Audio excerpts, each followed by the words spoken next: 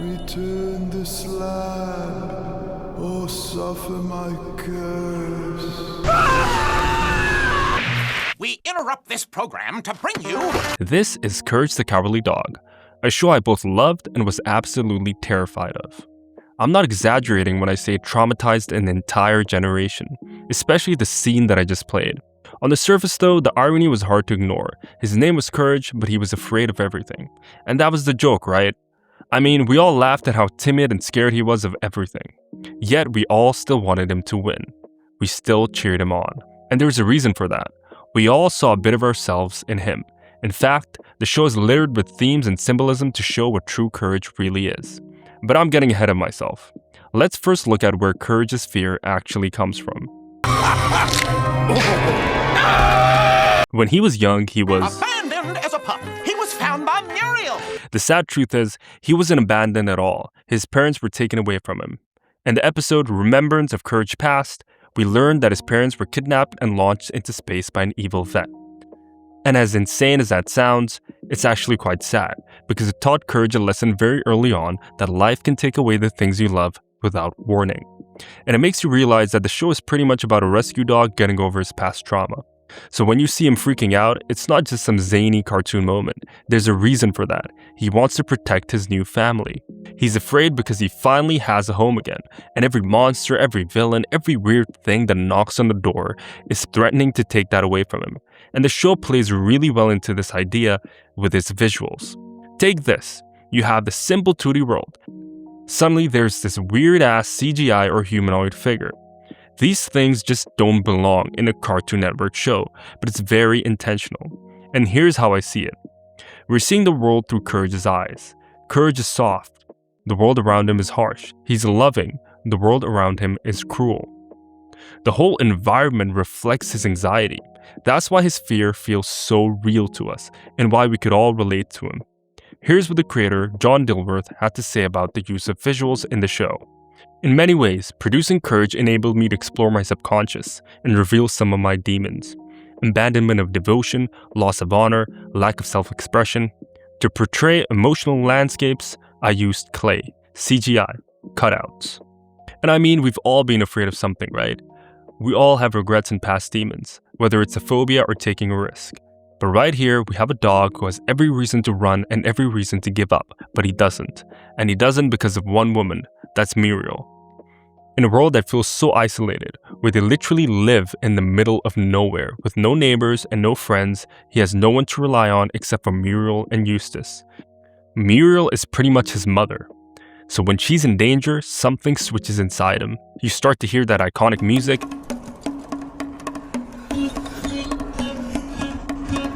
and he runs to save her no matter what.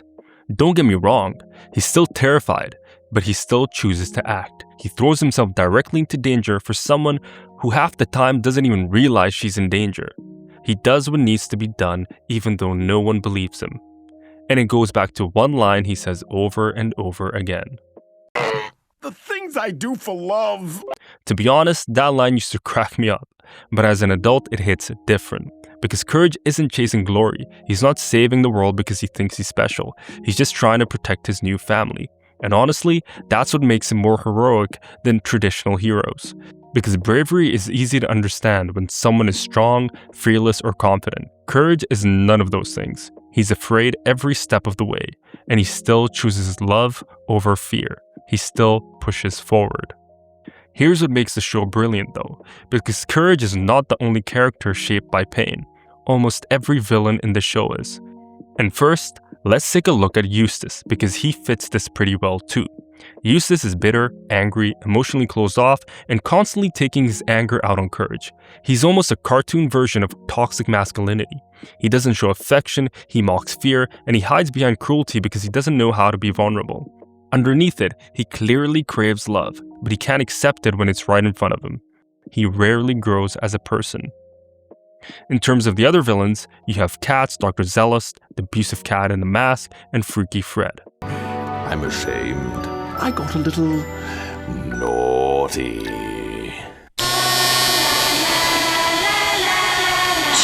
This character is actually goated though. None of them are pure evil just for the sake of being evil. They're lonely, rejected, broken, obsessed, hurt. They're people who never truly heal. They're stuck inside their own suffering instead of dealing with it and embracing growth and evolving. They take it out on whoever's closest. They're direct foils to courage, and they're always put right next to him. Because the show's offering you the choice. Two responses to the same world. You can be like all the villains who choose their trauma and past to be cruel and hurt everyone around them. Or you can be courage. Move forward by healing and loving. I honestly believe the person you hurt the most by not healing and growing is yourself. Here's what creator John Dilworth had to say about how we deal with trauma. I'm very interested in the repressed trauma of villains, even of protagonists. The idea of assigning bad behavior to childhood trauma is based on real psychiatric science. Well, what does that mean for us? As kids, we're taught bravery means not being afraid. Courage the Cowardly Dog completely flips that. The show says being scared is normal, being vulnerable is normal, feeling small in a world that feels too big is normal. What matters is what you do next. In my opinion, you need to have courage to confront your past. Only then can you truly grow, move forward, and live the life that you want to. Otherwise, you learn absolutely nothing. Take a look at Courage, for example. Despite being terrified, crying, and screaming, he always chooses to act. Going back to the episode Remembrance of Courage Past, you can see his growth as an adult. He has to fight the vet once again. When he was younger, he couldn't stop the launch from happening and ended up running away. He wasn't ready, nor did he know how to deal with the situation. Now though, he does everything in his power to protect his new family and he succeeds.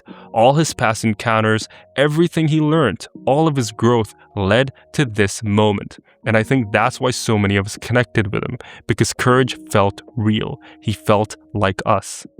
We've all had moments where we were scared. Scared to say something, scared to change, scared to leave something behind, or scared to chase our dreams because we already knew what failure felt like. True courage isn't about not being afraid. It's about being afraid and still choosing to act. It's about not ignoring your past, but accepting it. It's about choosing love, hope, and action, even when fear is screaming at you to stop. And that's why the show stayed with us. Not just because it was weird and scary, because underneath all of that, it understood something very real. Fear doesn't make you weak. Running from pain does. Sometimes, bravery looks like a tiny pink dog in the middle of nowhere, terrified out of his mind, still standing between the people he loves and the monster at the door. And the things he did for love, well, that's what made him Courage. Not the Cowardly Dog, just Courage. And remember, as much bravery as it takes to keep the wrong things out of our lives, we have to be just as brave to let the right ones in. Thanks for watching. If this video brought back memories or gave you a new perspective on the show, leave a like, subscribe, and drop a comment letting me know what show you want me to cover next. I'd also love to know who your favorite character from the show is.